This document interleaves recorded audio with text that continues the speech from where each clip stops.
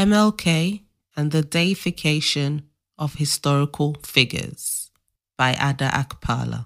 Martin Luther King Jr. is widely celebrated and recognized as a national hero in the US. Every January, the nation observes an entire day in honor of the revered civil rights icon. His nonviolent campaigns against racial segregation are taught in schools across the country, and streets are named after him. However, an intense debate has erupted, particularly among conservatives, over whether the visionary leader has been placed on too high a pedestal. Serving as the face of the civil rights movement in the 1950s and 1960s, MLK Jr. spearheaded monumental social change through impassioned yet peaceful calls for justice. His speeches still evoke chills, continually fueling the ongoing fight against prejudice.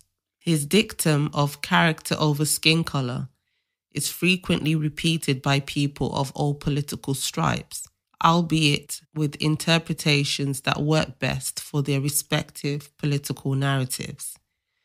Dr. King is seen by many as an important contributor to the progress of Black communities in America, though some on the conservative right disagree. While I admire Dr. Martin Luther King Jr.'s work in advancing racial discourse and equality, I would not consider him a personal hero of mine.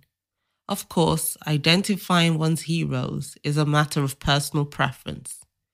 I consider someone a hero when they demonstrate near perfection in speech, deed, and character, or when their life stories are so extraordinary that they leave you in complete awe. For example, when I immersed myself in the pages of Booker T. Washington's seminal work, Up From Slavery, I discovered a figure deserving of complete respect and admiration. Up From Slavery is not merely a memoir, but a poignant narrative that traces Washington's extraordinary journey from enslavement to becoming a prominent educator and influencer. The book unveiled the stark realities of post-Civil War America, detailing Washington's tireless efforts to uplift himself and his community through education and self-improvement. The recurring themes of self-mastery, pragmatism, and perseverance in the face of adversity resonated deeply with me. And this is why Booker T. Washington stands as one of my personal heroes. But I'm not naive or foolish enough to believe that he was without flaws or shortcomings.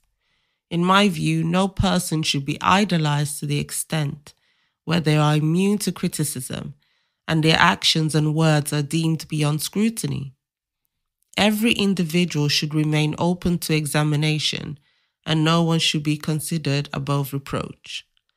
But what about the legacy of individuals, one might ask? It's sad that our perspective on life often leans towards binary thinking. We ought to be capable of critically examining our heroes and acknowledging the impact they've made without oversimplifying or overlooking their complexities. Some argue that the undermining of MLK Jr.'s legacy is a deliberate racially motivated assault orchestrated by the right, supposedly in retaliation for attacks on their own historical figures. However, this doesn't make sense since Martin Luther King Jr.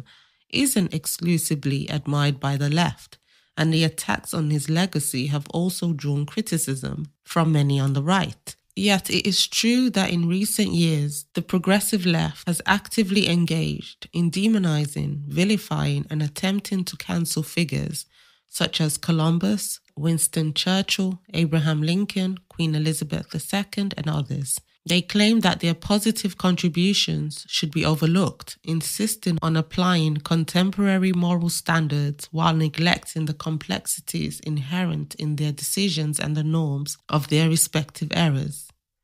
However, this is an inadequate justification for diminishing the esteemed status of a historically significant icon like MLK Jr. The scrutiny of a historical figure's legacy should be grounded in legitimate reasons rather than merely reacting to actions taken by the other side. So, should Dr. Martin Luther King Jr. be deified? At an individual level, certainly, but in our multicultural societies and globally interconnected world, the collective deification of any historical figure presents obstacles and grows more challenging. One person's hero can be someone else's villain. One group's freedom fighter might be seen as a terrorist by another. What might be a source of inspiration, hope, or admiration for one person could simultaneously evoke fear, discomfort, or resentment in another. The same qualities that elevate one person to heroic status may be perceived as threatening or objectionable by someone else. Who we consider heroic says more about our own personal values, ideals, and worldviews than any absolute truth. It's all very subjective.